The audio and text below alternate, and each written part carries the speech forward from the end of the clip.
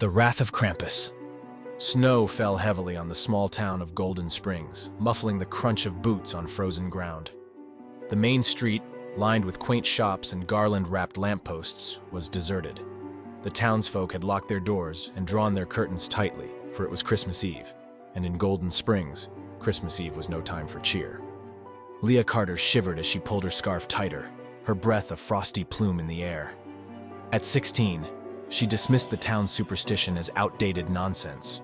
Krampus, the shadowy counterpart to Santa Claus, was nothing but a myth parents used to scare their children into behaving.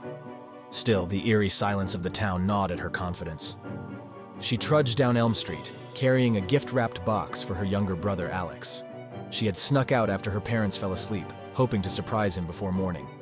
The snow muffled her footsteps, and the only sound was the occasional creak of tree branches under their icy burden. Halfway to her destination, Leah noticed something strange.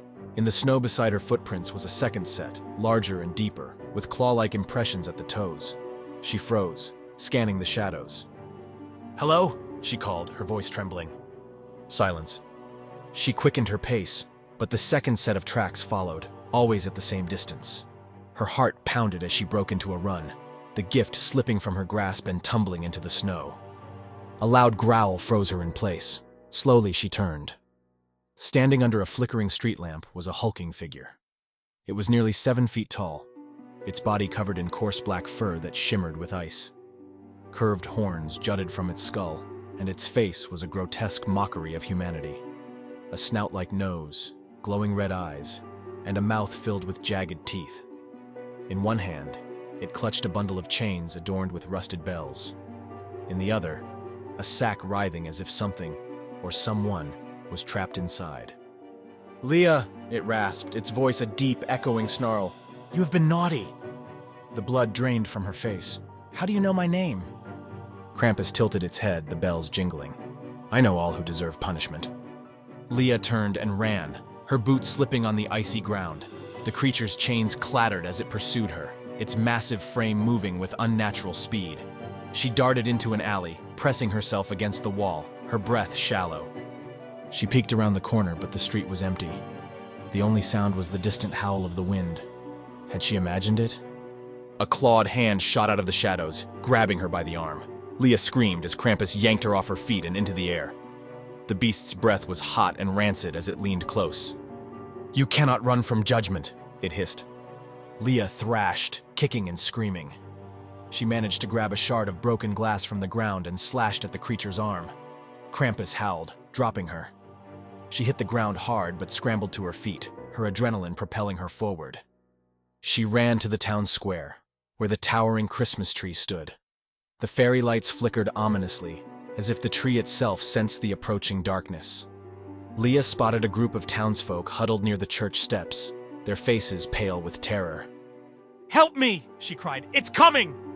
But the townsfolk shook their heads, stepping back. "You brought it here!" one woman accused. Leah turned to see Krampus emerging from the shadows, its chains dragging behind it. The beast raised a clawed hand, and the bells chimed, their sound piercing and otherworldly. The townsfolk scattered, leaving Leah alone. Desperate, she darted behind the Christmas tree, grabbing the nearest object she could find, a discarded iron poker from a fire pit. As Krampus lunged, she swung with all her strength. The poker struck its horn, breaking it with a sickening crack. The beast roared, reeling back. "You think you can defy me?" it growled, its voice shaking the earth. Leah's eyes burned with tears. "Leave my family alone!" Krampus paused, its red eyes narrowing. Slowly it smiled, revealing its yellowed fangs. "Very well," it said. "Your wish is granted." The beast's massive hand shot out, grabbing Leah by the throat. She gasped as the world spun around her, her vision fading to black. When Leah awoke, the snow had stopped falling, and the streets of Golden Springs were eerily quiet. She sat up, clutching her chest. The Christmas tree stood undisturbed, its lights twinkling. Was it all a dream? Then she noticed the gift she had dropped earlier sitting at her feet. Her name was scrawled on it in unfamiliar handwriting. Trembling, she unwrapped it. Inside was a small mirror. She frowned, lifting it to her face, and screamed. Her reflection was gone. In its place was the face of Krampus, its red eyes glaring back at her. Her hands, now clawed and covered in fur, trembled as realization dawned.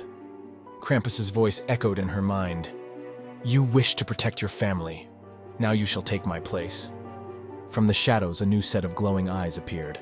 The old Krampus bowed before her, his twisted grin fading as he dissolved into the wind. Leah, the new Krampus, rose to her feet, her chains jingling as the hunt began. The townsfolk's screams filled the air as Golden Spring's new legend was born.